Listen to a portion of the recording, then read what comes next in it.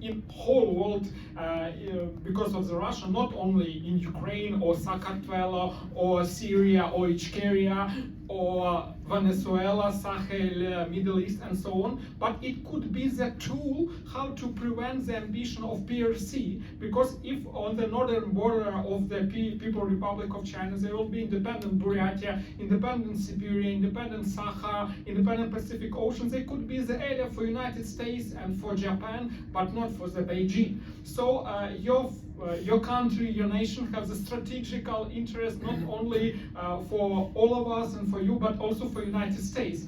So how probably could you and how could be the role of diaspora, people who represent Buryat nation and live here in the United States, to promote the idea that it's interest both and win-win for not only Buryatia people, not only for Finland, Poland, Ukraine, the European Union, but also for United States to have the independent Buryatia and other post-Russian spaces states.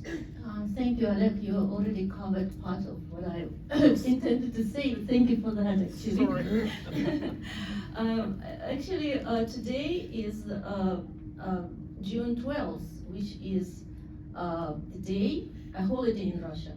And I would say it's the most absurd holiday in the world, because it is called the Day of Russian Independence. Independence, yes, what? From what? From itself, I guess, from common sense. If you ask anyone in Russia what they are celebrating, they wouldn't give you a good answer. But the official stance is that they are celebrating independence from Western imperialism, believe it or not. It's been like that for a long time, I mean from the very beginning. I will just say a little bit about the history, because Russia as a Western country started to appear in the European world, in the European worldview from Peter the Great. After his European tour, he decided that he would like to create Holland in St. Petersburg. But nothing is further from the truth, further from, if you think about Russia that became even more enslaved with very violent and cruel rule of Peter the Great, with the peasants being enslaved even more than they were enslaved, and you cannot even compare it with Holland, which was the homeland of the first bourgeois revolution. And if you come to Amsterdam, you will feel it, that the air is permeated with freedom. So Russia was always trying to keep up facade, keep up the appearance of a civilized Western culture, Western country. But in its core, it has always been a despotic and a cruel regime. You know, one of the words that everyone in the world knows is Gulag. And you might think that Gulag was something in the past, in the 30s, 40s, during the Stalin rule. But Gulag is still very much preserved in Russia, because Russian penitentiary system is one of the most barbaric and cruelest system in the world, crushing human spirit.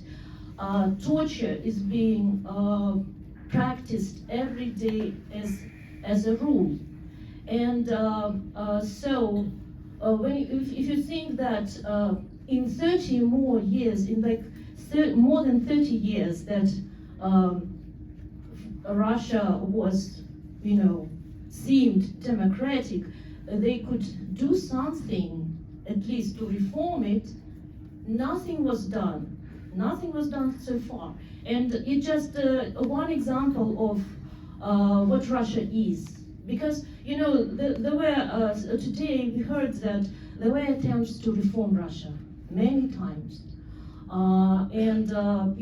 30 years ago, it was the last attempt. And the world is giving Russia a chance to reform itself, one time after another time. And all these attempts would fail dramatically because of the core, because of the very core of the country, that it was actually built on violence, it was built on colonial domination. It was its nature, it's colonialism and imperialism. And you know, if something doesn't work, maybe you shouldn't give it a chance again. Maybe you should give the chance to other forces that are willing to reform not the country, but this vast space that is now called Russia. In the 17th century, this vast space from the Urals was actually called not Russia, but Tartaria Magna, the land of the Great Han, right? And it's not, now you think that, oh, Russia was always there. It's like it was always this big empire, but it's not it's not true. And you cannot call a country a democratic country unless it is not willing to give the colonies a right to secede. Right now, I'm actually a criminal in Russia. I'm wanted for separatism, for extremism, even terrorism, and I'm just one of the many activists who are now persecuted in Russia. There was also a question about where is the protest? Where are protests in Russia? There are protests, but I mean, they are one of the most prominent example was when Bashkortostan was revolting, right? The Baymak events, the protests in Baymak, they were suppressed. I'm sorry, 1 minute, okay.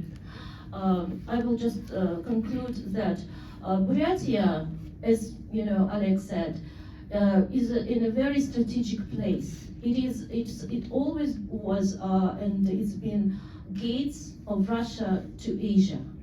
We have very strong ties with Mongolia, and we see Mongolia, South Korea, Japan, and the United States as our strong allies in the future. And that's why I think the United States needs to reconsider its view of Russia, and you know, it's something that needs to be reformed, but to maybe look at us as a new force that is willing to build democratic state instead of what is in Russia now. And also, we are uniting right now. This is actually, I wanted to say that the forum is called the Forum of Free Nations of Post-Russia, but I don't see S after nations. And I believe it's an honest error.